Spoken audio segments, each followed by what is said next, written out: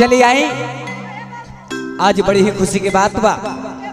अरे वह सबन के बीच में, अरे वह लोग के छोट भाई भतीजा हम गायक कलाकार दीपक सूरदास यादव अब तमाम भोजपुरी भाई लोग के पैर छू के प्रणाम करता नहीं और हार्दिक हार्दिक अभिनंदन करते बानी। चलिए आई, अरे बस सबन के बीच में एगो जौन गीत हमने के माई बहिन गावेला लोग छठी माई के पूजा में पारंपरिक धुन ओकरे के प्रयास करता नहीं सब गावे के। अगर जो हमारे तरफ से कोनो प्रकार के त्रुटि भी हो जाए तो अपना घर के छोट बालक समझ के क्षमा कर सभे। ओहू में कहे भैया हम तो दोनों अक्सर बनी का मन भैया, अरे वो लोग के सामने तो देख तो ना सकीला, लेकिन प्रयास अरे वो लोग के हमारे साथ में जारी बा।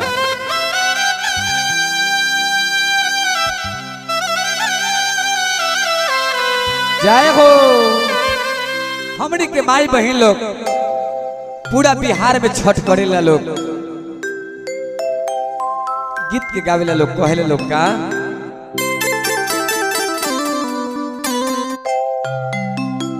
छोटी मोटी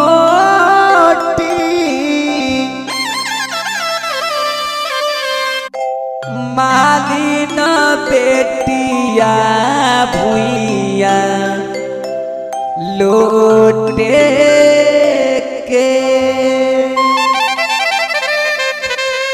वाह भाई तो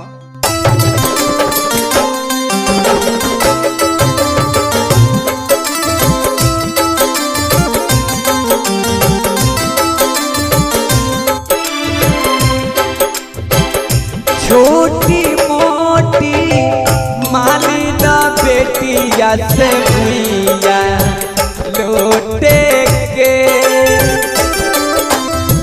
छोटी मोटी मालिन बेटिया से भुइया लोटे के।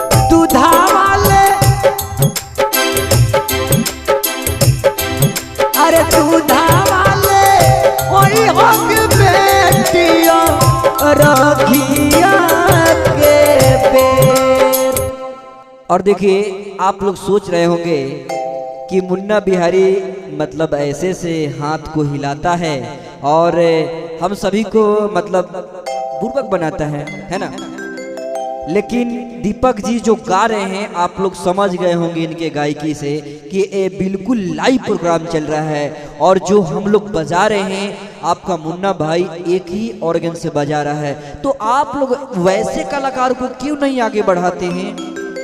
जो फालतू के गाने गाते हैं उस आदमी को आप लोग वायरल करते हैं। मेरे भाई लगातार 4 सालों से मेहनत कर रहे हैं, तो वैसे कलाकार को आप लोग ट्रेंडिंग में नहीं ला रहे हैं, लेकिन प्रयास है, हमारा प्रयास है कि इनको आगे निकालना है। और शायद आप सभी के पास नोटिफिकेशन नहीं जा पा रहा है, तो प्लीज करके आप सब इनको आगे बढ़ाइए। अंतरा सुनाइए। अरे दूधा वाले ओए वो बेटी और घिया के होते,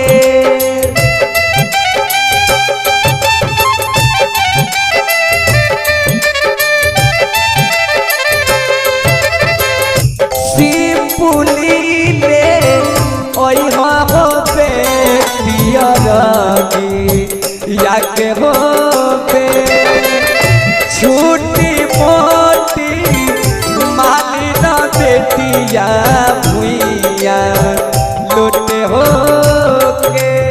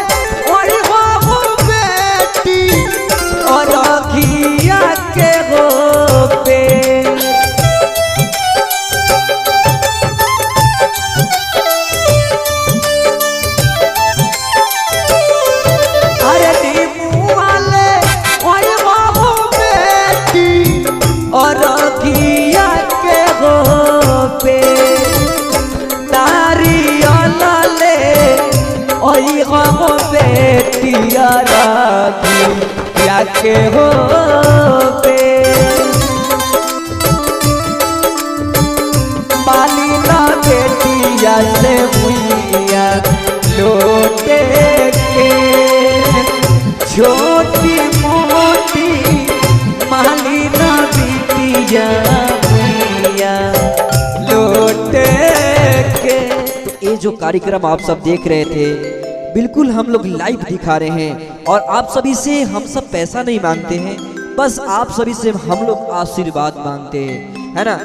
तो वो आशीर्वाद है कौन, तो आप लोग सीधा सीधे जाइए, एक लाइक का बटन होगा, एक चैनल सब्सक्राइब करने वाला बटन होगा रेड कलर में, आप लोग सीधा सीधे जाइए, उस चैनल को आप लोग सब्सक्राइब कर दीजिए, लाइक कर दीजिए, और दूसरा बात आप लोग शेयर का बटन लिखा होगा, आप लोग शेयर कर दीजिए। बस आप सबका आशीर्वाद यही हम सभी को चाहिए, है ना।